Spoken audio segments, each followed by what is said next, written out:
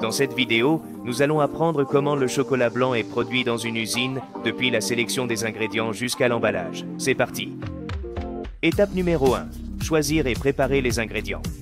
Tout commence par la sélection des fèves de cacao, qui doivent être de haute qualité. Ces fèves proviennent des cabosses du cacaoyer et sont choisies selon des critères tels que l'origine géographique, la variété et la qualité sensorielle.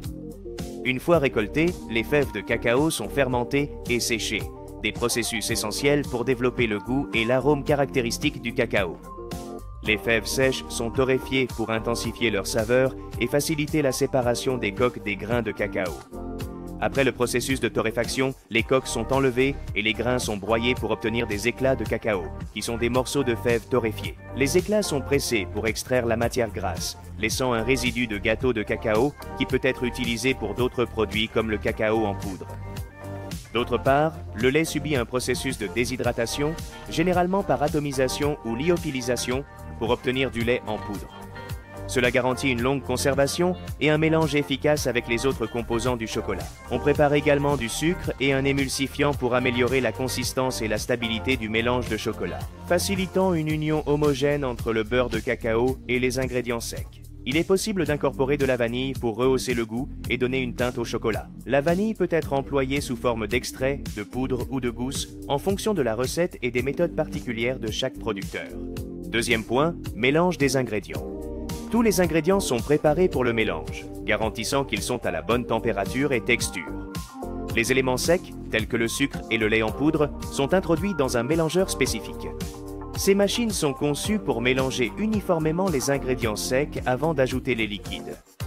On utilise un mélangeur haute efficacité pour garantir que le mélange soit homogène, afin d'éviter les grumeaux et de s'assurer que chaque particule de sucre et de lait en poudre soit uniformément répartie. Après avoir bien mélangé les ingrédients secs, on incorpore le beurre de cacao sous forme liquide. La température du beurre de cacao doit être adéquate pour se mélanger efficacement avec les ingrédients secs.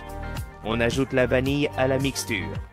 Lorsque la recette le nécessite, on incorpore de la lécithine de soja ou un autre émulsifiant pour optimiser le mélange et la texture finale, ce qui aide à bien intégrer les ingrédients. Une fois le mélange terminé, des tests sont effectués pour vérifier la texture, le goût et la consistance. Cela garantit que le produit respecte les normes de qualité. Numéro 3. Raffinage. Le mélange de chocolat blanc est transféré à la machine de raffinage.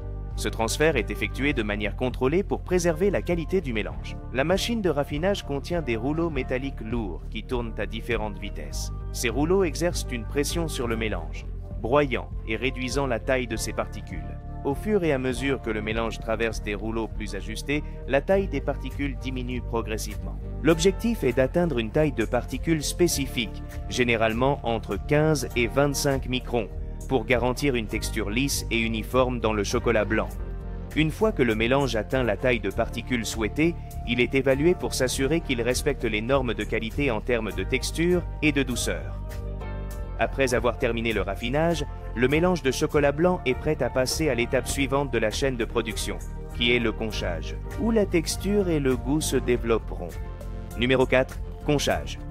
Le mélange raffiné de chocolat blanc est transféré dans une machine à concher. La machine est faite pour mélanger et aérer le chocolat sous des conditions de température et de temps contrôlés. Le mélange est chauffé à une température spécifique, généralement entre 45 degrés et 80 degrés Celsius. Selon la recette et le type de chocolat blanc, la chaleur facilite le processus de mélange et aide à libérer les acides volatiles et d'autres composés indésirables. Durant le conchage, le chocolat est mélangé en continu pour garantir une chaleur uniforme et une texture lisse. Le temps de conchage peut varier de quelques heures à plusieurs jours. Un temps plus long donne généralement un produit de meilleure qualité avec un goût et une texture plus raffinés. Lorsque le profil de saveur et de texture désiré est atteint, le conchage se termine. Le chocolat blanc présente alors une texture douce et un goût harmonieux. Cinquième étape, le tempérage.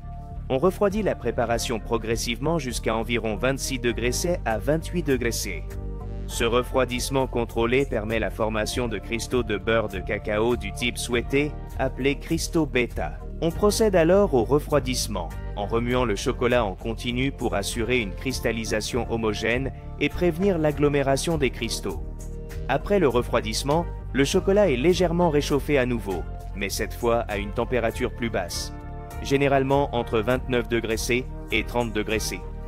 Cette étape est cruciale pour éliminer tout cristal de graisse indésirable, en ne conservant que les cristaux bêta qui donnent au chocolat sa structure idéale.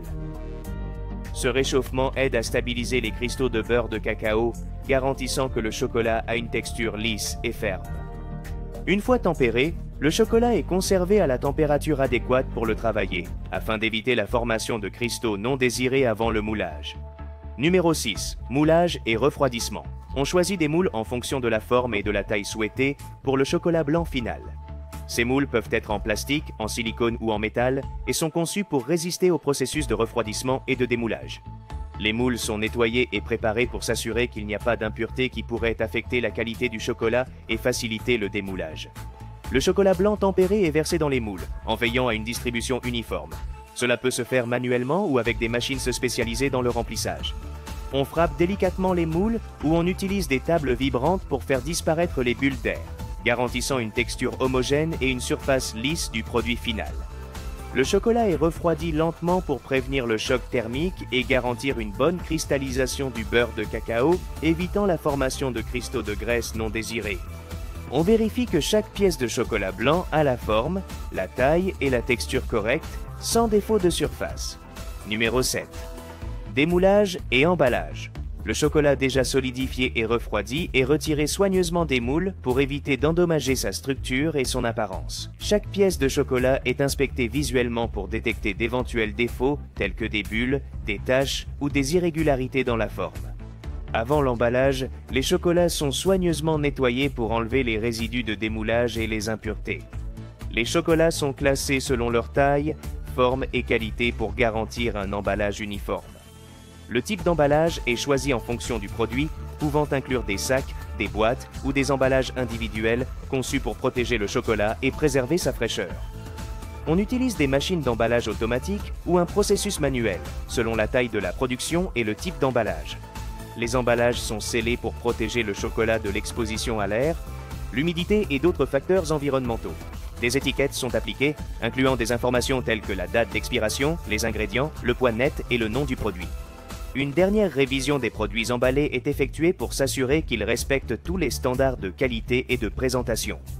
Les produits emballés sont stockés dans un environnement contrôlé jusqu'à ce qu'ils soient prêts à être distribués au point de vente. Si cette vidéo vous a plu, pensez à mettre un pouce en l'air, à vous abonner et à activer la cloche. Partagez-la avec vos amis. Alors, quel processus aimeriez-vous découvrir? Nous lirons toutes vos suggestions pour vous expliquer le processus de fabrication en fonction de vos commentaires. Quel aspect du processus de fabrication du chocolat blanc vous a le plus captivé? Vous aimez? Connaissiez-vous ce processus de fabrication? Vous en mangez souvent? C'est tout pour le moment. Nous espérons que cette vidéo sur le processus de fabrication du chocolat blanc vous a été informative et éducative. Si vous avez des questions ou souhaitez partager vos connaissances sur ce sujet, n'hésitez pas à laisser vos commentaires.